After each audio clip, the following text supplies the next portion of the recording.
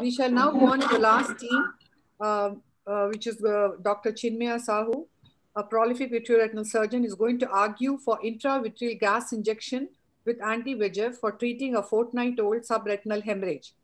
And he is going to be countered most effectively by a Maharashtra hero, Dr. Preetham Saman, Chairman Scientific Committee of the Maharashtra Ophthalmic Society, and yes, an individual to reckon. So on to both of you, and look forward to a very interesting last debate. Thank you, Dr. Chitra and Srinivas, for this opportunity. Let me start by saying there is no debate. When the choice is between a minimally invasive procedure versus an invasive procedure, which at best can give equivalent results, it's but obvious. But before you put your faith in my belief, let's have a look at the facts. What does the evidence have to say? We all know that subretinal hemorrhage is the presence of blood between the retina and the RP and can happen because of various reasons, mainly because of neovascular AMD. It's definitely harmful for vision because of the irreversible damage that it causes to the photoreceptors. And do we really need to intervene? Well, the natural history, as studied by various authors, has clearly shown that if left untreated, more than 40% eyes would lose at least 6 lines of visual acuity. So what are the treatment options? Anti-VEGF monotherapy, anti-VEGF therapy, along with gas, along with TPA, or a surgical intervention?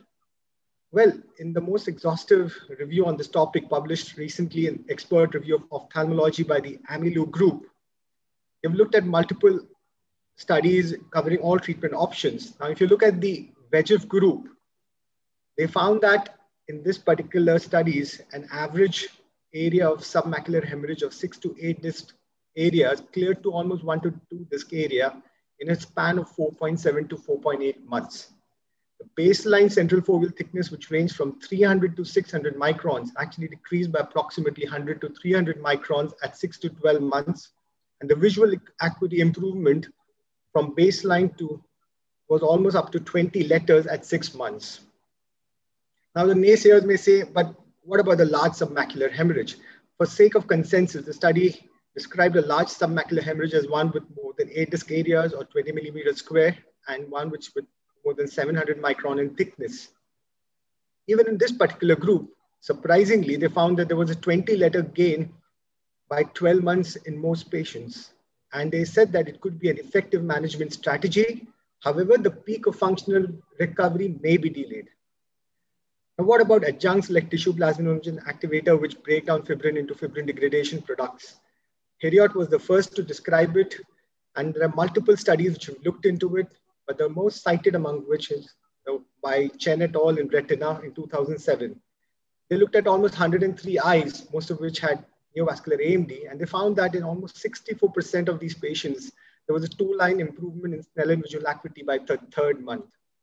They said that the ideal time limit was within 2 weeks, but could be gone up to 28 days.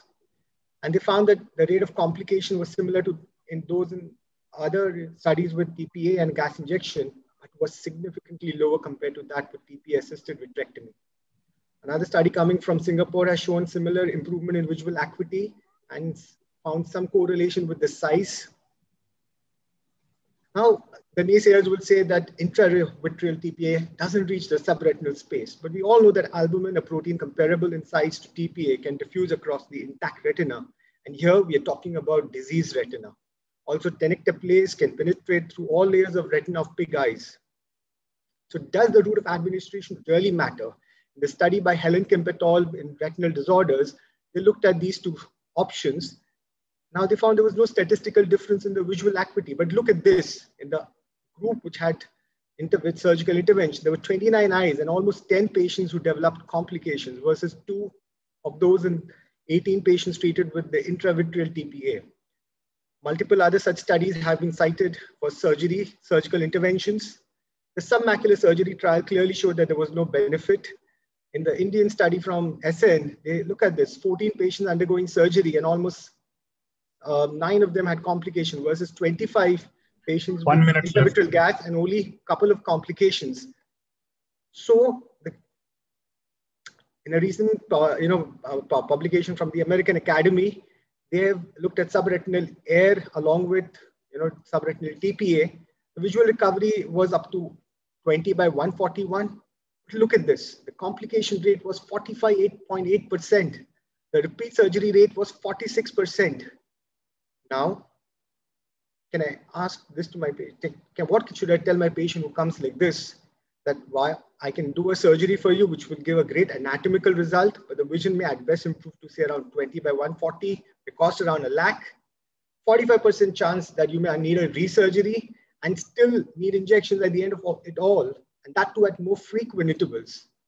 Well, the jury is out. Thank you.